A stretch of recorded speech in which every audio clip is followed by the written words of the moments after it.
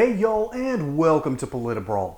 My name is Brian, and Congress erupts into laughter when Senator Kennedy once again makes an absolutely outrageous but hilarious remark.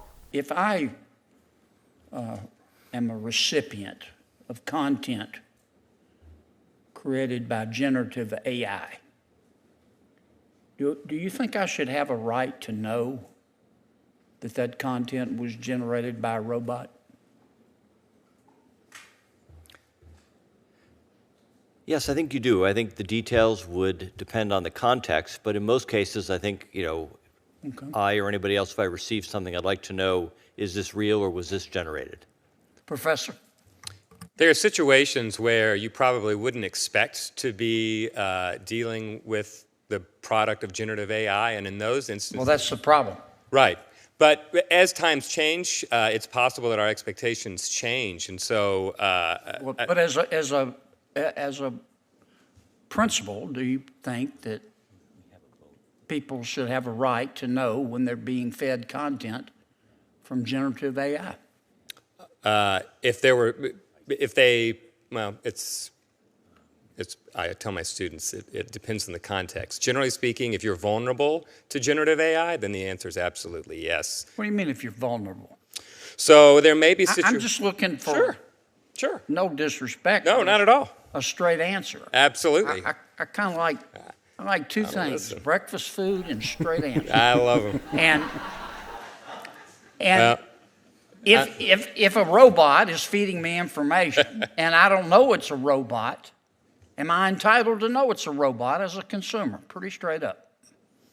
Yeah, I think the answer is yes.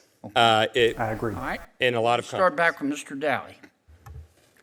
Am I entitled to know who owns that robot and where that content came from? I know it came from a robot, but somebody had to goose the robot to make it give me that content. Am I entitled as a consumer to know who owns the robot? I think that's a harder question that depends on the particular context. I think, if somebody is feeding me a video and it's been identified as being generated by AI, I now know that it's generated, it's not real. If it's being used, for example, in a political campaign, then I would want to know who But let me stop you. informed it. Let's suppose I'm looking at a video and it was generated by a robot. Would it make any difference to you whether that robot was owned by, let's say, President Biden or President Trump? Don't you want to know in evaluating the content who owns the robot and who prompted it to give you this information? I would probably want to know that. I don't know that I would feel it would be required for me to know that. I'm afraid I'm going to disappoint you again, Senator, with a not straight answer, but I agree. How do you feel about breakfast food? Right. I am pro-breakfast food. Okay. So we agree on that. I agree with Mr. Smith. I think that there are circumstances where you'd want to preserve anonymous speech, and there are some where you absolutely would want to know who. Okay.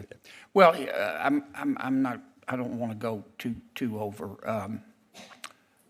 Obviously, this is an important subject. You gotta love Senator Kennedy. You might disagree with him on a few policy points, but you gotta love the guy. His southernisms are fantastic. His rhetoric is amazing. And the way he's able to cut through the BS and get to the heart of the matter is why we need people who have lawyer backgrounds in Congress. It is okay to elect lawyers, all right?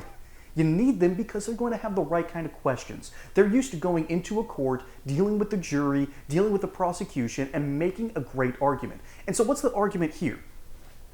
It's simple, and I completely agree with this rhetoric, that AI can be potentially dangerous, and for multiple reasons. Hey, y'all, as we know, you don't put all your eggs into one basket, right? So that's why I'm partnering over with my friends at Colonial Metals Group, who will help diversify your portfolio. And what they'll do is they'll set up for you a self-directed IRA account. You'll have direct access to your assets. You'll be able to see what all's going on, and it doesn't matter what the stock market does or what often happens, what the government does. your assets will be protected. So let the team of experts over at Colonial Metals Group help secure your account and your family's future today. There's a link in the description below. Oh, and by the way, if you don't like that, there's a 1-800 number you can call. And most importantly though, is the kicker. They'll throw in a safe and possibly up to $10,000 in US silver to help you get things started. Now, back to regularly scheduled programming. Currently, we're having the infancy of AI, which is essentially just a Google search machine regurgitating whatever it finds in just a matter of seconds. Now, granted, we aren't at the stage of Terminator or The Matrix. We aren't at that stage of artificial intelligence. Hopefully, we'll get to the stage where we can get the Android data and not, HAL 3000. But I'm afraid of that potentially coming forth. However, that's not what we're talking about here. We are not talking about the artificial intelligence that realizes that humans are worthless and, destroys humanity, Ultron style. No.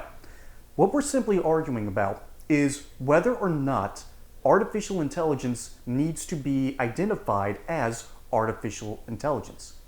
For instance, let's say AI creates some art, and it's got Trump riding a velociraptor with shooting an AR-15 and holding an American flag on the other.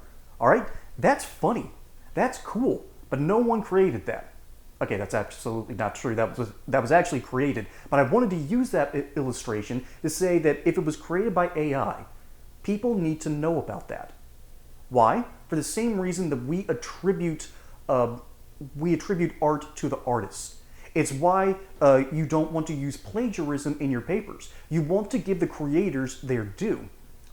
However, on one hand, it's really funny to see that AI is taking over these more liberal and left-leaning style of work and jobs, and I find that just wholly therapeutic, that they've been telling people whose jobs have been shipped overseas for years to learn to code. That's what the journalists told a lot of people. Well, now AI is better at journalism than the journalists. It's just therapeutic in a way to see what happens when karma finally turns its ugly head. But folks, deep down, I agree with Senator Kennedy. And one guy did bring up a good counterpoint that anonymity is good on the internet. It is good for our rights. However, when we are threatened by outside forces with misinformation, we need to know where these places come from. It's like the whole nature of OpenSecrets.com, which you can go type in any politician's name and you can find their ledgers. You can see who is donated to what. That's a good thing. You need to know where certain things come from. You need to know their origins. And having that up front and understanding, okay, this is AI, this isn't real.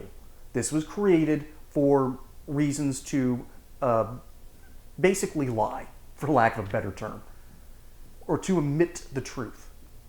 We need to understand where this stuff comes from so we can be better protected and not make a rash decision, which we can really do in a democracy. That can happen. Misinformation is a thing. And when it comes from AI, all we're asking is whether or not we're supposed to know that it's AI. I'm in the camp that we deserve to know that it is artificial. I'm in that camp. But you know what? Let me know your thoughts down in the comments below. Where do you stand on the issue of AI?